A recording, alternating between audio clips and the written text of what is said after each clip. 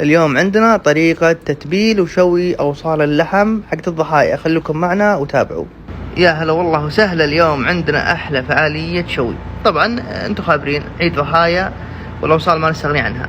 المكونات اللي عندنا هنا من أهم الأمور، عندنا زيت زيتون ضربناه في الخلاط مع نص حبة كيوي عشان نعطي طراوة في اللحم، وعندنا التتبيلة ملح وفلفل أسود، عندنا الشحم في الأسياخ والفلفل البارد 3 ألوان والبصل. خلوكم معنا.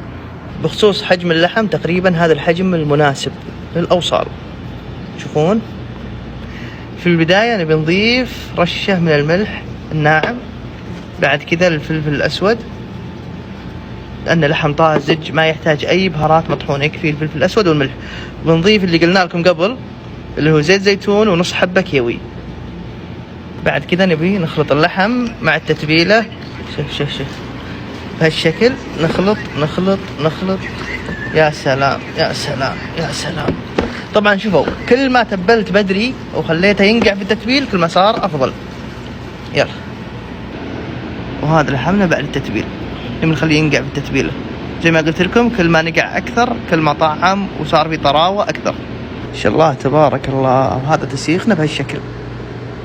مع العافية. إن شاء الله تبارك الله. وبدينا شوينا تقريبا كل جهة لا تعدى نص دقيقة 40 ثانية واقلب عشان ما يحترق وينشف.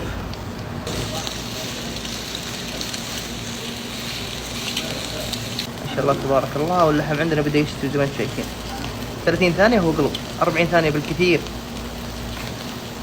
وهذه الأوصال جاهزة. شوفوا التحمير والتقمير بالعافية علينا.